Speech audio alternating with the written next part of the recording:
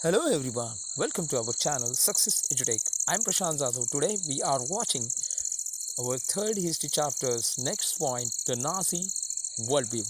तो आज हमारा जो अगला पॉइंट है थर्ड हिस्ट्री चैप्टर का थर्ड हिस्ट्री चैप्टर कौन सा है हमारा तो Nazis and the rise of Hitler उस चैप्टर का जो पॉइंट है द नाजी वर्ल्ड व्यू वह आज हम यहाँ पर डिस्कस करने वाले हैं. The crimes that Nazis committed were linked a system of belief and a set of practices. तो कौन कौन से क्राइम नाजी ने किए वो हमें पता है और वो कैसे थे वो हमने देखे. Nazi's ideology was synonymous with Hitler's worldview. According to there was no equality between people but only a racial hierarchy. बहुत ही भयानक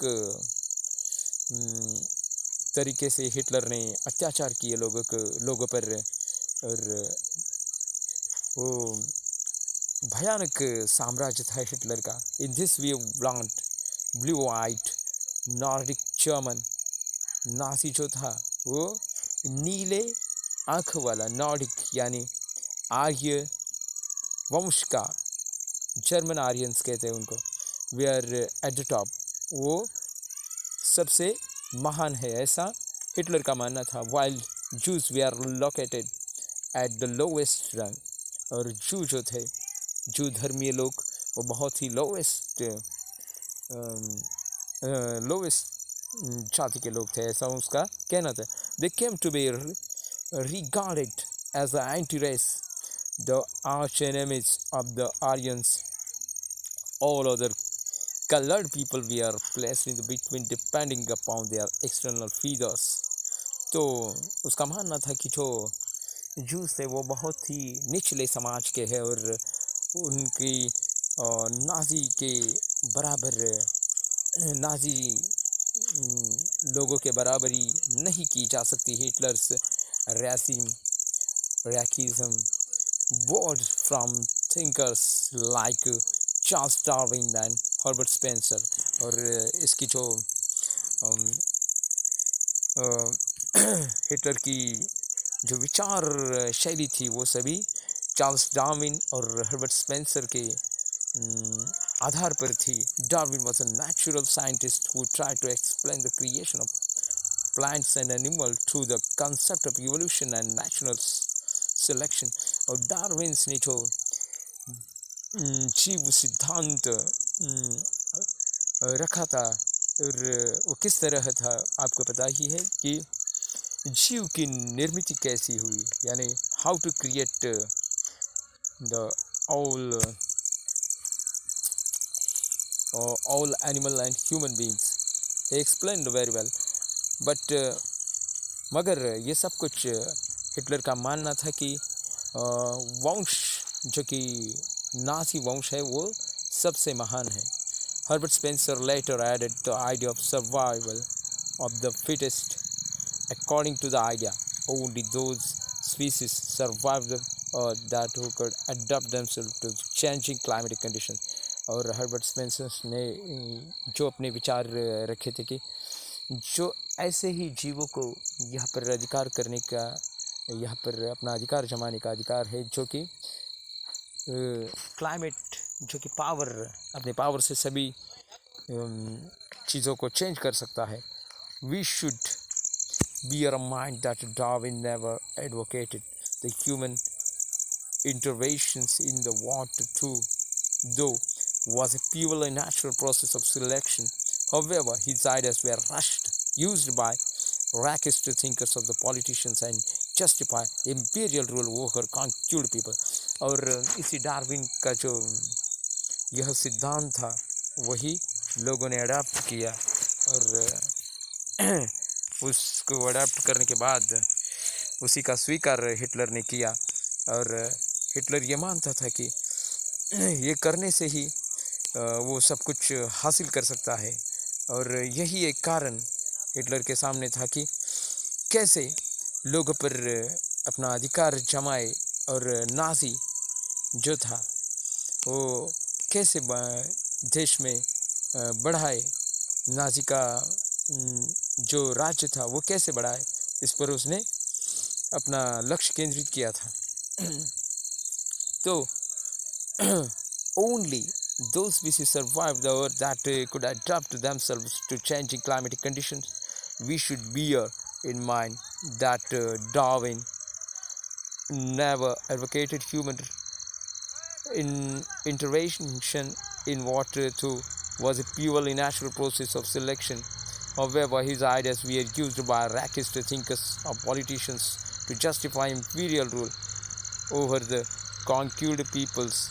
The Nazis' argument was simple: the strongest race would survive, the weak ones would perish. The Aryan race was the finest. It had retained the purity, become stronger and dominate the world. और ये जो आर्यन लोग हैं उनको दुनिया पर राज करने का अधिकार है, ऐसा नाजी का तत्व था. The other aspect of Hitler's ideology related the geopolitical concept of Lebensraum or living space. He believed that new territories had to be acquired for settlement. तो उसका मानना था कि न्यू टेरिटरी एक्वायर्ड करना यानी प्राप्त करना एक महत्वपूर्ण बात है उनके लिए. This would enhance the area of the mother country while establishing the settlers on new lands to retain the intimate links with the place of their origin. It would also enhance the material resources, the power of German nation. और German का जो power था वो बढ़ाने का Hitler ने एक अपना एक तत्व था उस पर लक्ष्य केंद्रित किया था. Hitler intended the extended German boundaries by moving his wards of concentrate of Germans geographically in a place. Poland became the laboratory of the experimentation.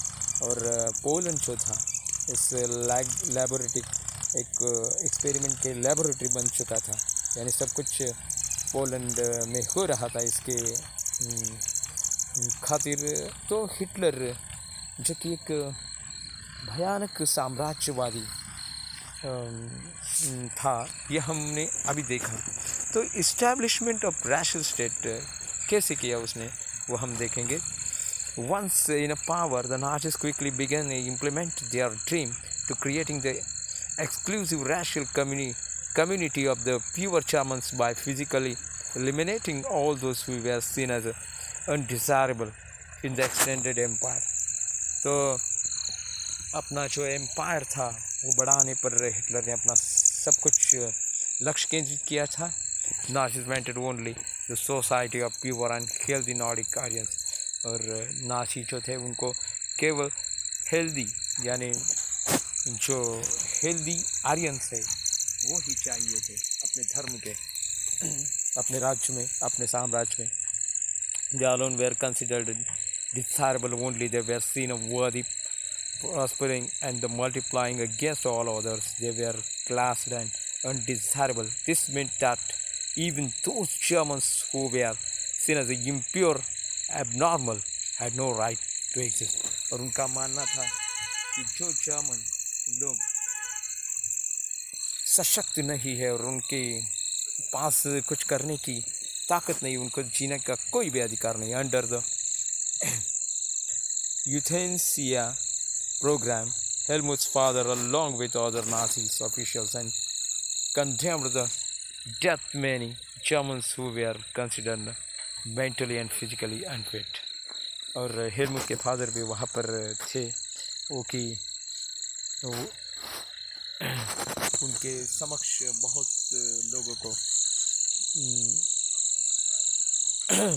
Unfit कर दिया, बहुत से लोगों को अनफिट करार दिया गया था और वह देख रहे थे. Jews were not the only community classified the undesirable. There were others. Many gypsies and blacks living in Nazi Germany were considered as racial inferiors.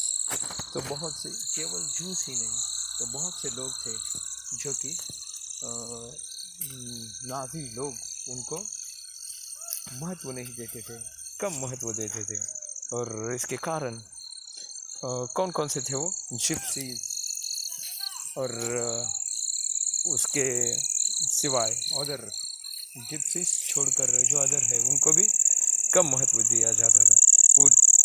Who threatened the biological purity in the superior Aryan race, widely persecuted. Even the Russians and the Poles were considered subhuman.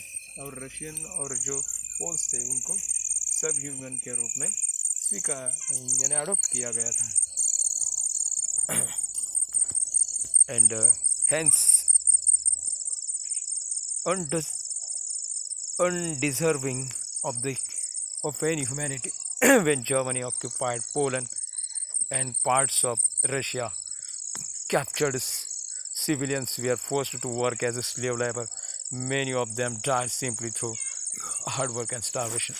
और बहुत से civilian को capture करके Russia का जो part था Poland, वहाँ से बहुत से लोगों को कैप्चर यानी पकड़ कर काम में लगाया गया जर्मनी में. और उसके बाद स्टारवेशन यानी भूखमरी और ज़्यादा काम करने के कारण उनकी मौत हो गई.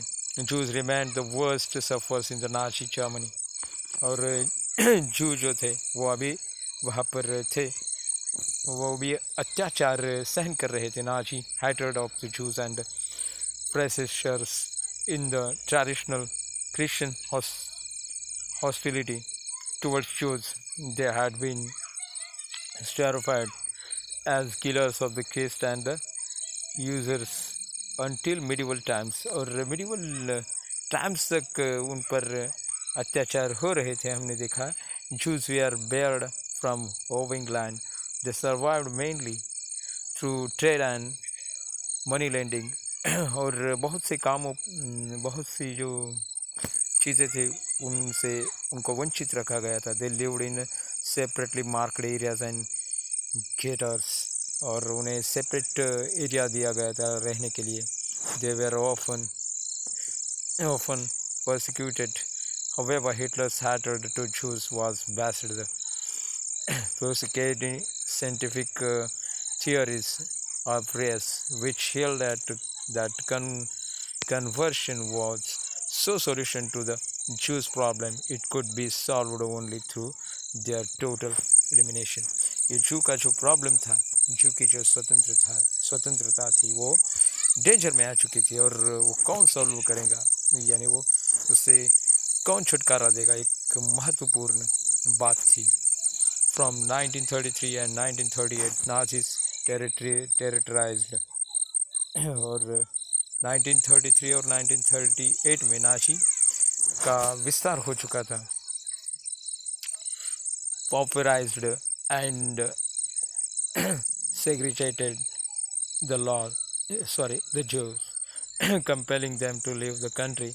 The next phase, 1939-1945, aimed at concentrating them in certain areas and eventually killed them in gas chambers in Poland. तो उन पर अत्याचार करना छोड़ा नहीं जर्मनी हिटलर ने, और उन्हें गैस चेम्बर में पोलैंड का जो गैस चेम्बर था उसमें मार दिया बहुत से लोगों को जो कि जू थे, जू धर्मीय लोगों को वहाँ पर मार दिया गया चेम्बर में. तो वे हिटलर का जो ये साम्राज्य था बहुत ही अत्याचारी साम्राज्य था. यह हमने देखा, खासकर जू लोगों के लिए वो बहुत ही भयानक साम्राज्य कहा जा सकता है हिटलर का ये राज. तो मैं प्रशांत जाधव अपना ये लेक्चर यहाँ पर ख़त्म करता हूँ. नमस्कार.